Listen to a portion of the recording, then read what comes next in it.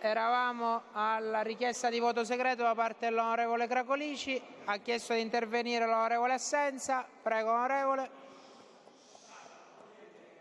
Aspetti. Lo attacchiamo il microfono? Prego. Prego, onorevole Assenza.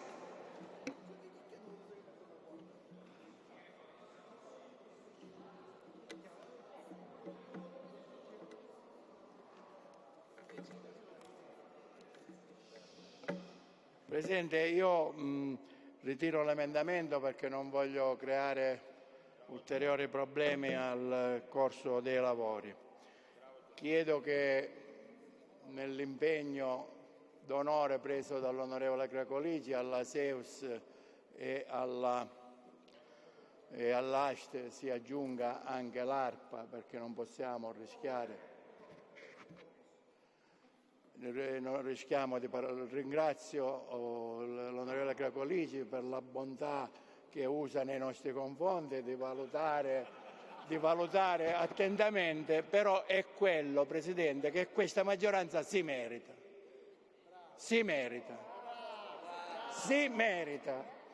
E loro non fanno altro che approfittare della nostra debolezza. Ne siamo consapevoli. Allora, o noi, maggioranza, riacquistiamo la dignità di guidare alla grande quest'isola o ce ne andiamo a casa, perché non abbiamo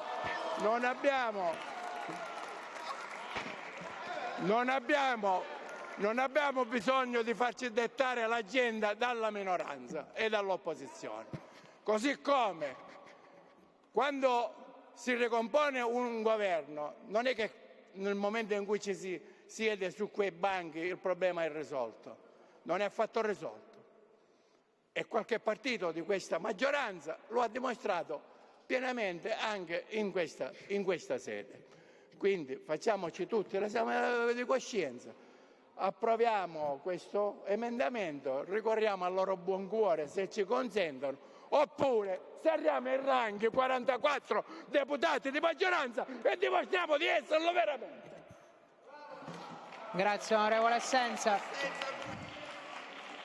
Ha ricevuto l'applauso da parte di tutta l'Aula, maggioranza e opposizione. Allora, l'emendamento Assenza è ritirato. Andiamo all'emendamento 49 R3, a firma dall'onorevole Saverino e Cracolici. Era l'emendamento che sostituiva la parola. Parere del Governo? No, sarà favorevole. Passa. Favorevole? Parere della Commissione? Favorevole? Si rimette all'Aula? Benissimo, allora mettiamo in votazione l'emendamento 49 R3. Chi è favorevole resti seduto, chi è contrario si alzi. È approvato. Andiamo al 49 R4. Parere del Governo? Parere del Governo? Lo attaccate il microfono corretto, per favore? Favorevole il Governo. Si rimette all'Aula la Commissione. Mettiamo in votazione l'emendamento A49R4. Chi è favorevole resti seduto, chi è contrario si alzi. È approvato. Adesso andiamo a votare l'emendamento A49R così come emendato. Chi è favorevole? No, prima parere del Governo. Al microfono. Favorevole. Parere del Governo favorevole. La Commissione si rimette all'Aula. Mettiamo in votazione l'emendamento A49R. Chi è favorevole resti seduto, chi è contrario si alzi. È approvato. Siamo adesso all'emendamento A52. Parere con l'astensione dell'onorevole Aricò e dell'onorevole Savarino.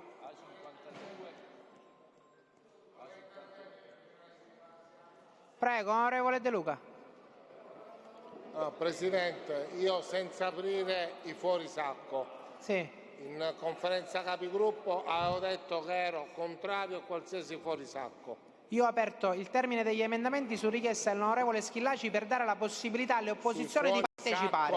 Quindi se lei vuole partecipare alla votazione partecipi, se vuole votare favorevolmente voti favorevolmente, contrario pure, può fare quello che vuole. Mi sono spiegato. Neanche io mi sono chiedo spiegato. adesso il voto segreto su ogni singolo fuorisacco senza guardare neanche chi li ha presentati o cosa c'è scritto. Se ne assuma le responsabilità di quello che sta facendo.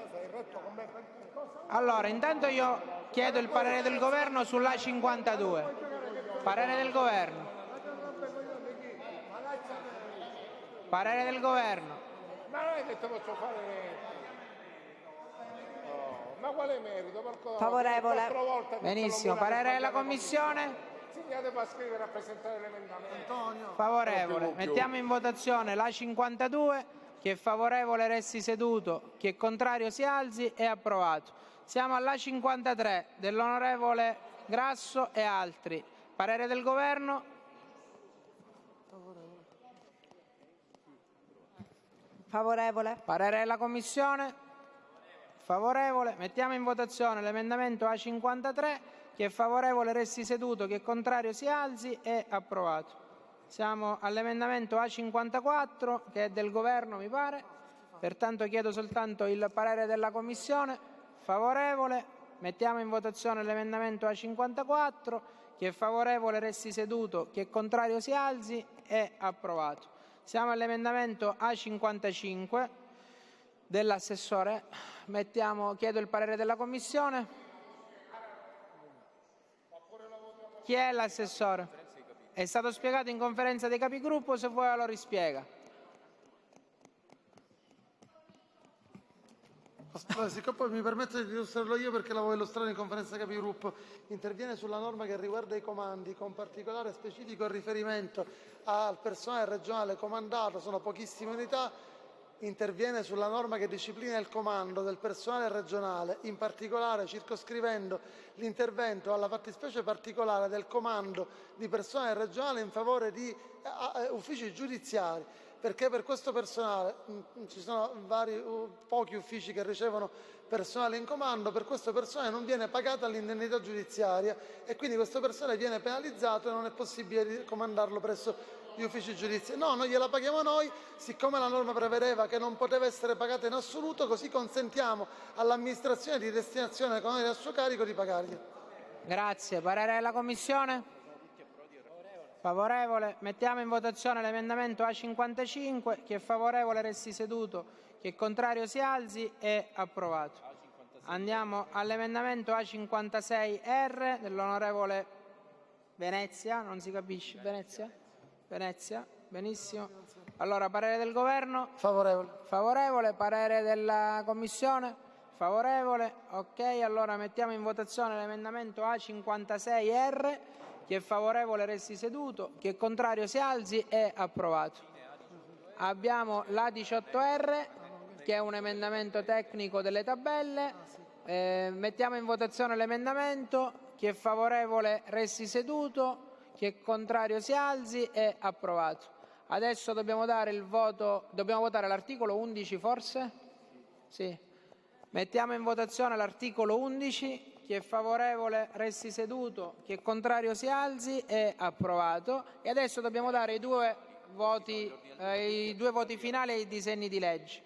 Intanto, prima di dare il voto finale, comunico che in relazione ai DDL numero 1030 stralcio quinto e numero 1030 stralcio prima sono stati presentati ordini del giorno numero 536 e 537 e dal numero 539 al 549 che vengono accettati dal Governo come raccomandazione.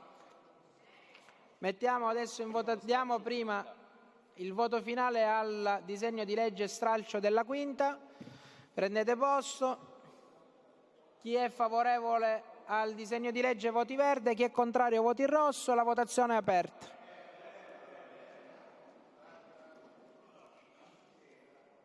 C'è qualcuno di voi che sta votando rosso, così dico per sbaglio. Chiuda. Benissimo, è votata all'unanimità, è approvato. 45 favorevoli. Andiamo avanti, mettiamo in votazione.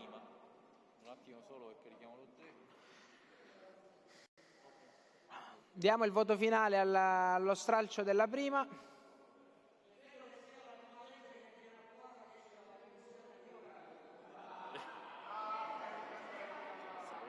Apre la votazione è aperta, chi è favorevole voti verde, chi è contrario voti rosso, la votazione è aperta, chiuda, la votazione è conclusa, all'unanimità chiedono di registrare il voto l'assessore Aricò e l'assessore Amata e l'assessore Savarino se c'è.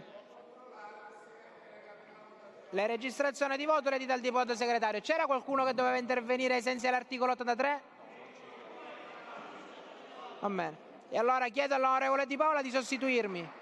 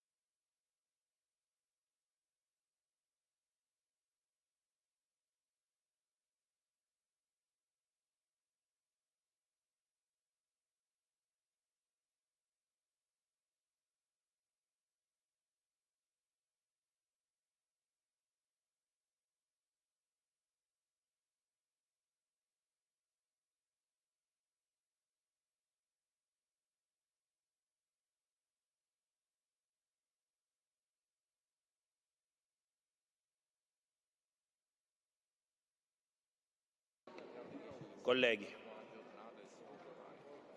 vi chiedo sintesi, vi do massimo 3 minuti, non di più. Ve lo dico prima perché comunque è stata un'aula abbastanza lunga, quindi con tanti interventi. Prego, onorevole Marano.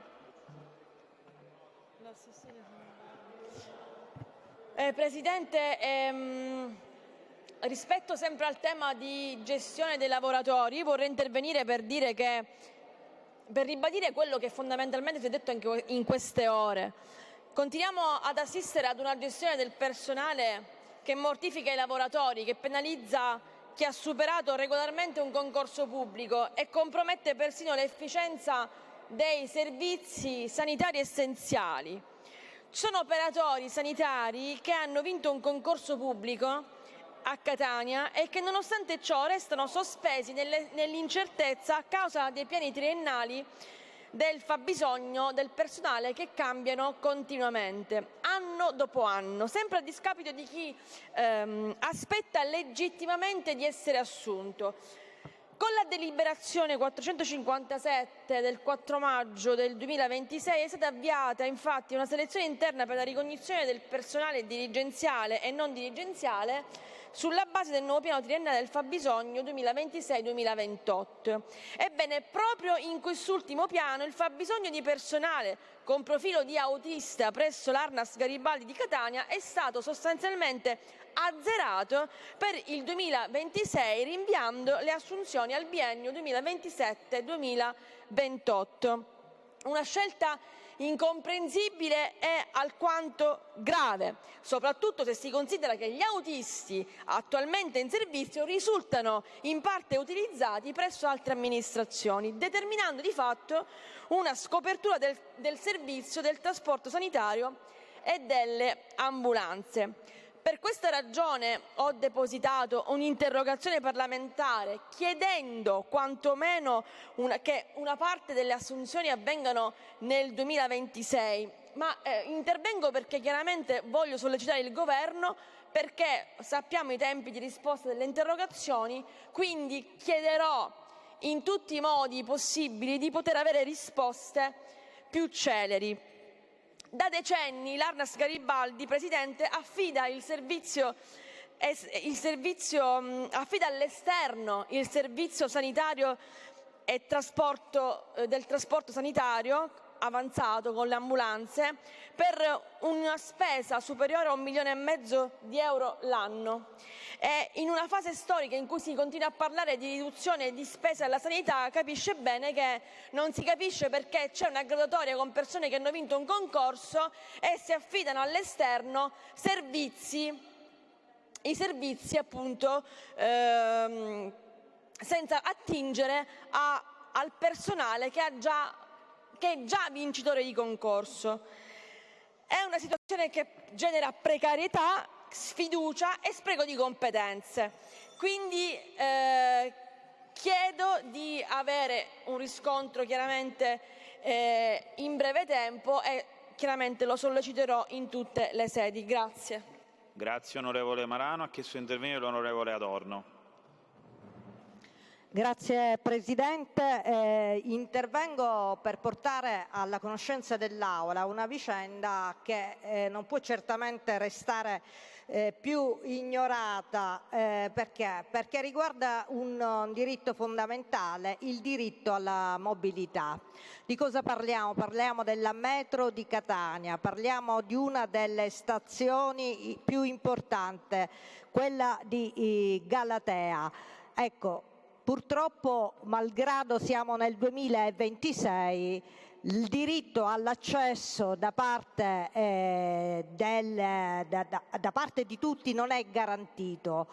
E questo lo dico perché la stazione Galatea presenta un ascensore che non è funzionante e quando è stata costruita non è stata costruita con le scale mobili, per cui l'accesso è veramente limitato alle persone che stanno bene, quindi persone in carrozzella, persone con disabilità o con difficoltà motorie hanno precluso questo accesso.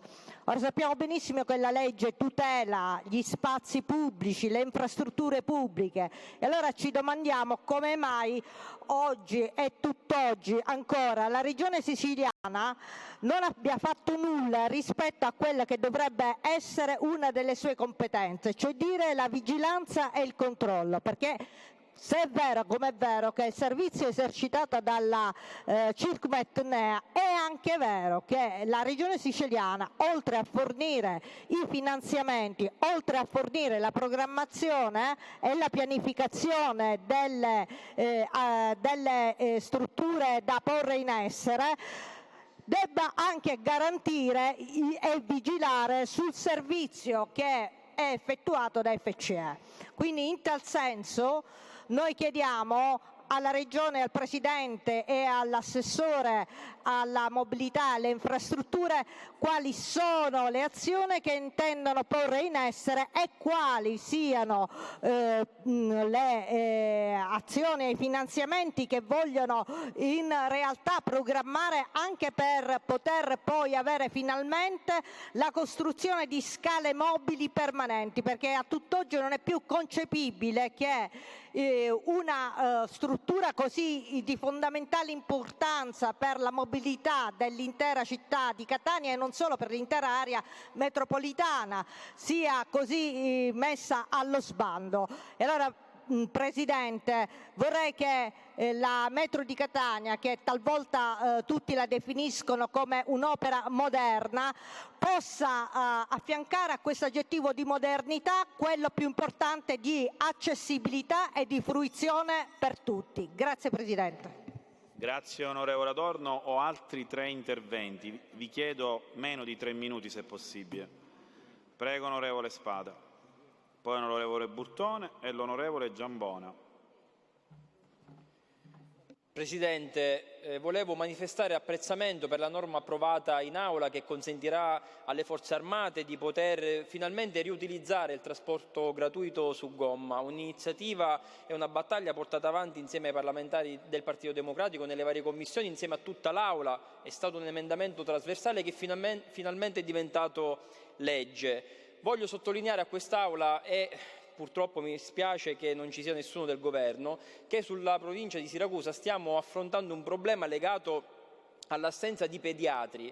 Sul territorio di Floridia, con il collega Cariani, abbiamo più volte sollecitato l'assenza e quindi di un pediatra che possa in qualche modo accogliere i bambini che purtroppo non possono essere curati e che devono fare diversi chilometri per anche una semplice visita. Nell'ottica di efficientare il sistema sanitario non solo regionale ma anche della nostra provincia, invito il Governo in qualche modo ad attenzionare la questione. Noi abbiamo un'utenza che all'interno della quale sono comprese non solo la zona montana, la zona sud, l'Interland e la zona nord, che in questo momento stanno vivendo questo disagio che mette in seria difficoltà tante famiglie del nostro territorio. Grazie.